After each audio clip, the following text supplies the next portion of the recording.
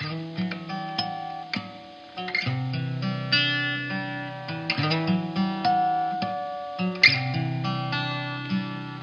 would you say childhood is a kind of initiation for little people on this earth? Yes, I think that's a good way of saying it. I think that parents are our first initiators, and the sorts of things that we experience at their hands and how we deal with that has a lot to do with how we will handle life. So what do you think children learn from this initiation? Well, all sorts of things. One of the things we know, again, if we go back to some research that has been done, we know that many of our great philosophers, researchers, scientists, teachers, leaders of our world very often came through extreme dysfunction in their family, and it's sort of like what makes this dysfunction we experience in our families will either make us or break us. It depends on what we do with that in our own minds. If we take on a sense of feeling at the mercy of, feeling victimized by, if the wounds we experience in life, if we see that as done to us, against us, at us, then we may not cope as well. The people who look at adversity in life and as children decide, well, I can handle this, I'm going to make it through this, I'm going to be stronger as a result, I will show them that I can.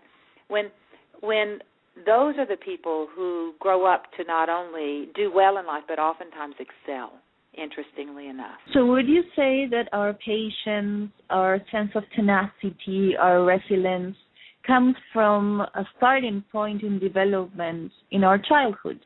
I don't know that I would say that exactly. I think what I would say is that how resilient we are in life, how strong we are, how capable we are, has very much to do with what we decide about the things that we experience early in life. Would you say then that there's a need for children to sense that adults are in charge? Absolutely. It's very, like we know that newborns like to be swaddled. They like to be wrapped tightly because it gives them a sense of security. And again, as that child grows, then containment is important to meet the need for safety. But we also, and for parents, it's a continuing changing definition of what containment is needed, what containment is age appropriate for a particular child. The need and the kind of containment that a 5-year-old needs is very different than the amount of containment that a 12-year-old needs or a 16-year-old. Again, the arena, I think of it as a yard with a fence around it. In the beginning, if a child is 3, 5, 6 years old, a yard with a fence around it is a good thing. It gives them a sense of security. They know where the boundaries are. They know that they're safe within the parameters of that place. The nose that a parent give our children serves that purpose. But then if you try to keep that child in that fence and they're 16 years old, then it becomes prison. It's no longer a sense of safety. It becomes something they need to break out of. And so for parents, it's always about finding that line between offering a sense of security through boundaries and being able to step back and give them more freedom and more space as they grow older and it's more appropriate to do so. So what advice would you give parents who think or who feel that our children are extensions of ourselves? I would question that idea that my children are an extension of me. I think it is an erroneous notion. Our children come through us. They are not ours. They're not our possession. We are given the stewardship, if you want to use that word. We are given the privilege to steward them into becoming their own person. But if we decide that they are ours and that we get to, then we will try to control their life.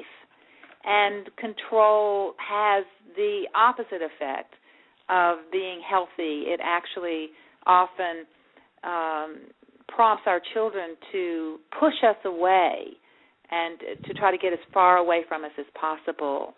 Sooner or later, that happens.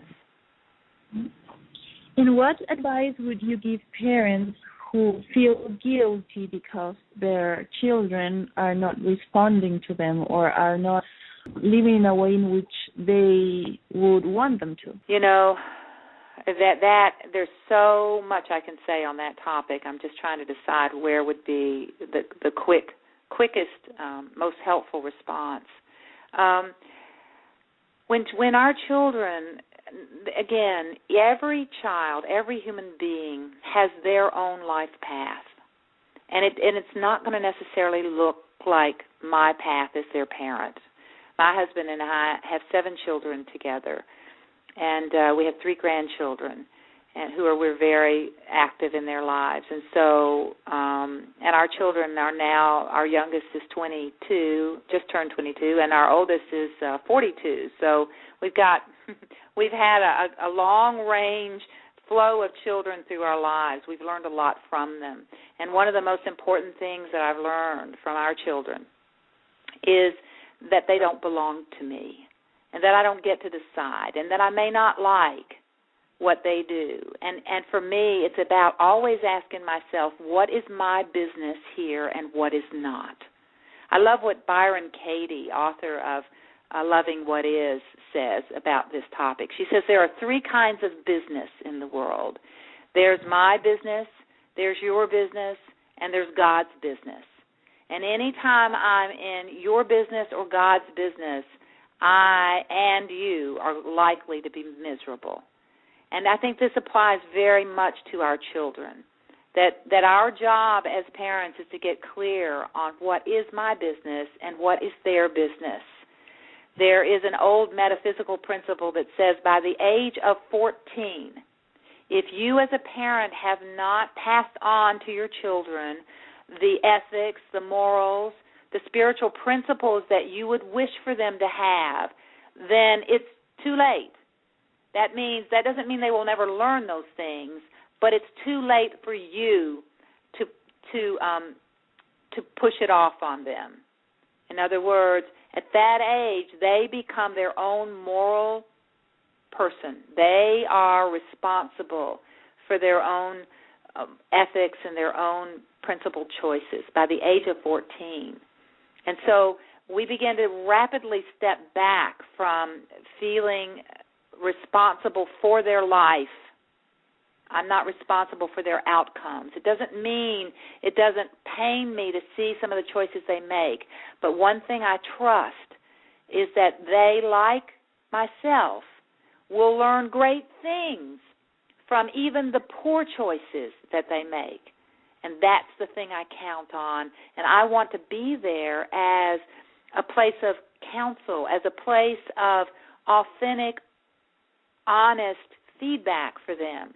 But if they feel that I'm trying to control their life, they will not turn to me for that. They will avoid me. If I want to still have a place in their life, then the best thing I can do is entrust them with their own life path and be really clear with that. So I don't tell them what to do. I share with them what my own experience, if they ask for it, especially as older children. I'll share, but I don't try to control their outcomes. It doesn't work. So would you say that this guilt might also have something to do with an unresolved issue we are carrying inside? Like maybe we were the hero, we were the scapegoat, or the lost child, or the mascot. And maybe we didn't heal that inner child, and now we're carrying with that.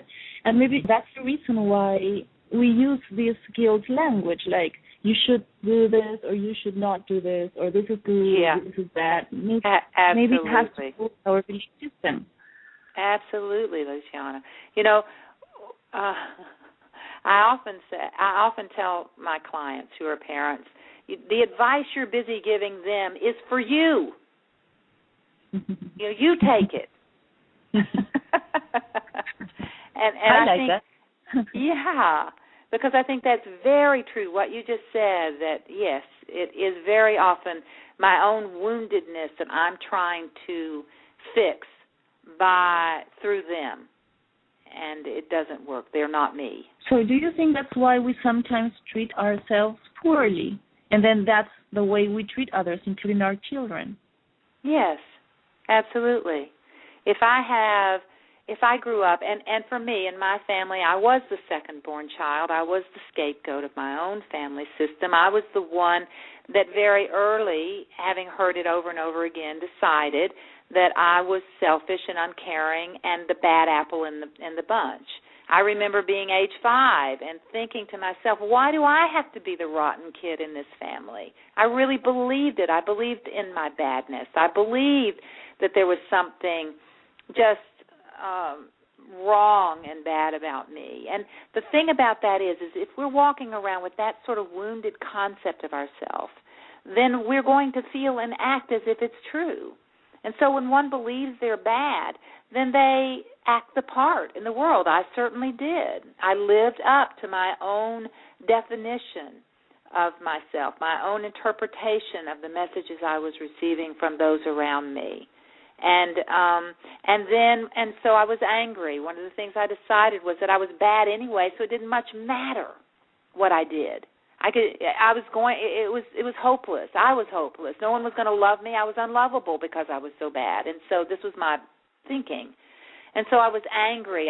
It was sort of like anger became my protection. If I was angry with you, then I would sort of reject you before you had a chance to reject me.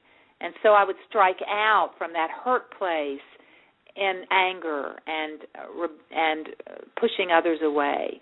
And so of course, then I had children. My first child was born at the age of 16. I was 16 years old and caught up in the whole badness of who I was.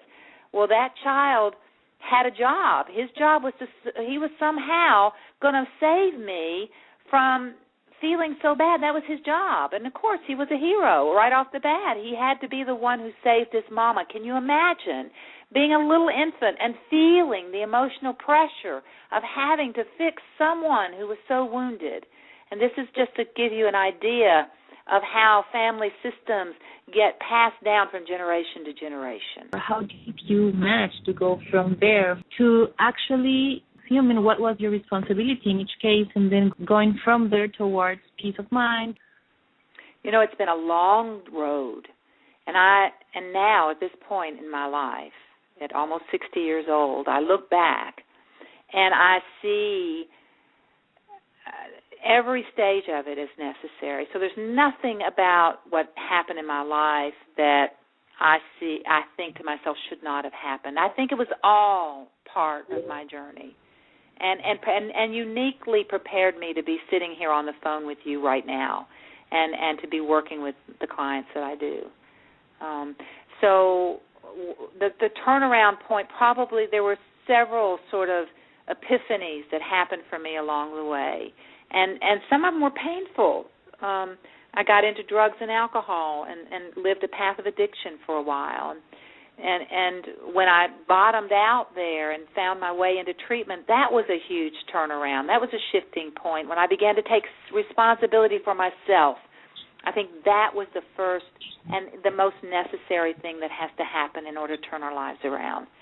That we begin to take responsibility and stop seeing the world as doing it to me, stop seeing ourselves as victims of the world and of others, and begin to understand that, no, it's not what happened to me, but it's what I decided about myself in relation to the things that happen that determine the quality of my life.